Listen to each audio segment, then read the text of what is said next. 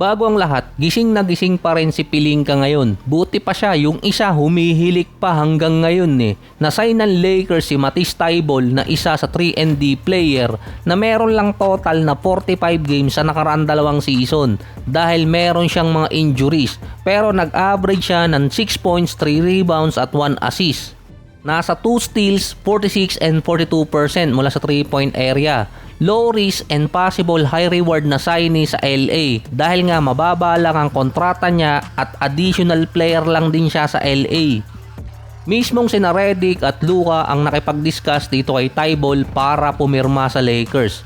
Sa Polipalengke kasi meron na ngayon kung matitrade si Bronny James or kaya magsasama ulit silang dalawa ng tatay niya sa ibang team. Medyo mababa pa yung bigayan. $1 equals $7 eh. Abangers muna.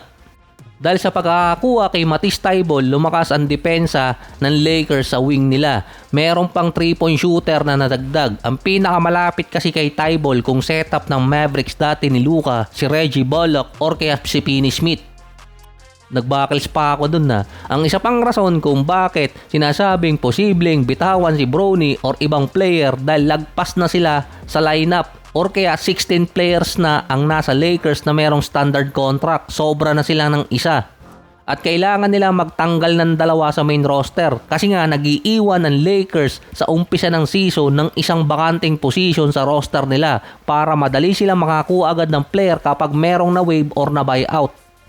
Above pa sa tax apron yung Lakers kaya madali nila makukuha yung player na magiging available. Puwera na lang kung ayaw sa kanila. Pero ando naman si Luka, panlaban ni Redick at ni Pelinka. Pogi na, hot pa. Kung hindi kasi makakakuha ng trade ang Lakers bago mag-umpisa ang season sa October, mamimili ang LA sa 5 player nila kung sino ang i-waive.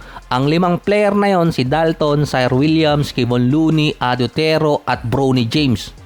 Pang-anim si Jaden Hardy na meron pang natitirang $12 million sa kanyang kontrata. At kasama din dyan si Matisse Thybulle kung sakaling hindi siya healthy bago mag-umpisa ang season.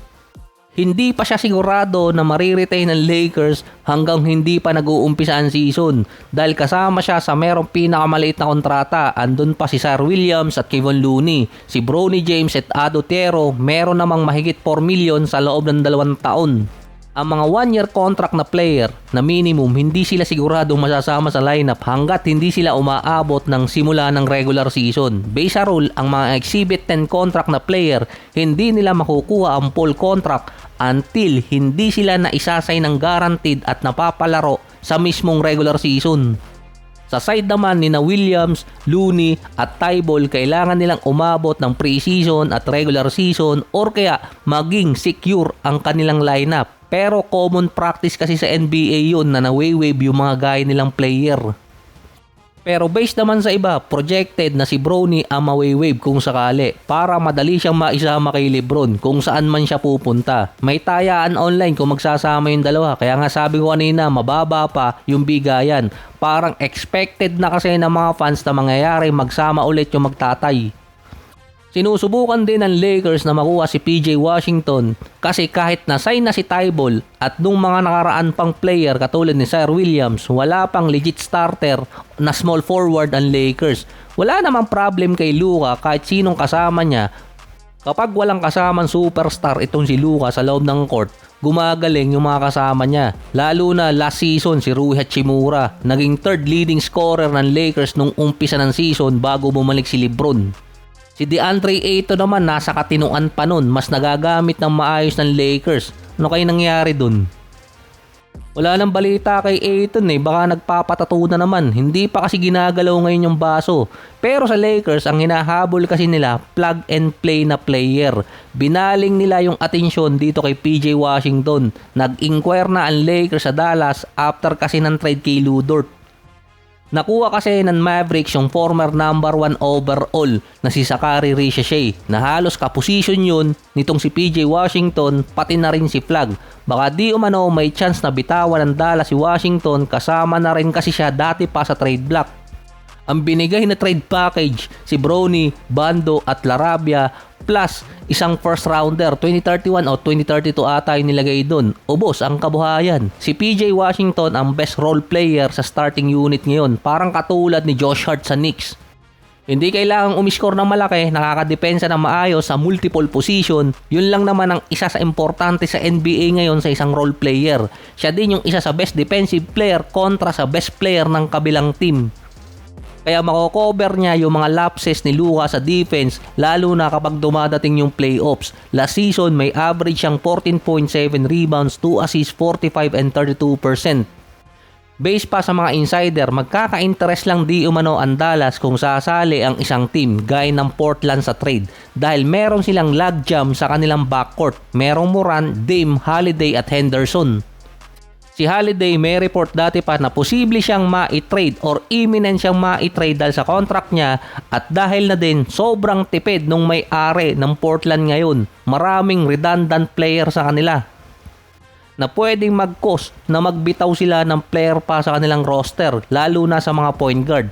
Ang potential trade package doon mapunta sa Lakers si Washington, sa Mavericks naman si Holiday, si Dalton, sa Portland makuha nila si Bando, Clay at si Larabia, plus multiple pick ang makuha ng either Dallas or Blazers. Nag-buckles na naman. Ito di umano ang best way para mapapayag ng Lakers ang Dallas na makipag-trade sa kanila. Dahil di umano, hindi makikipag-trade ang Mavericks kung 1:1 dahil sa nangyari sa Luka trade. Ayaw na nila ng bash mula sa mga fans. Kasi kung ibibigay lang ng Mavericks si Washington sa Lakers, parang pinalakas lang nila yung LA. Pero kung kasama ang Portland, mag-iiba di umano ang dynamics. Based pa sa report, ang posibleng makuha ng Lakers na 3&D player pa na available ay tulad ni Isaac Okoro ng Bulls na merong 9 points, 3 rebounds, 2 assists, 1 steal, 46 and 33%. Mas better shooter kay Bando. Siya din yung magiging kapalit kung sakali sa trade. Available din si Bruce Brown na pwede din makuha ng Lakers. Andun pa si Okay Abaji na available bilang free agent na naglaro sa Nets dati. Part siya na naging trade dati sa Raptors kasama si Chris Paul. So kahit 16 player na ang Lakers ngayon, hindi pa rin tapos itong si Rob Pelinka. Mukhang uminom ng maraming Cuban coffee itong si Pelinka kaya gising na gising. Kapag nasubukan nyo yung Cuban coffee, siguradong isusumpa nyo na magkape. Ang NBA din ngayon, nauso na ang investigation mula sa mga player na nagbebenta ng laro at tumataya sa sarili nila. Sumunod si Kawhi at si Garrett Trent. Ngayon naman yung team owner ng Lakers, iniimbestigahan na rin. Hindi naman siya connected directly sa basketball pero connected sa mga venture na hawak ni Mark Walter, particular sa insurance na may issue di umano sa Security Exchange Commission. Wala pa di umano magiging impact talaga sa Lakers yun at sa ibang mga teams na hawak ni Mark Walter. Pero ma-hold lang din di umano ang mga acquiree nila na big time player dahil under investigation si Mark Walter. In short, mag-iingat ng konti yung side ni Mark Walter sa pagkuha ng mga star player sa kanyang mga team kapag lumala di umano ang naging resulta ng investigation at kung involved si Mark Walter sa mga anomalya na transaction, pwede kasi mangyari na i-out siya bilang team owner ng Dodgers or Lakers. Yun ang isa sa worst case scenario.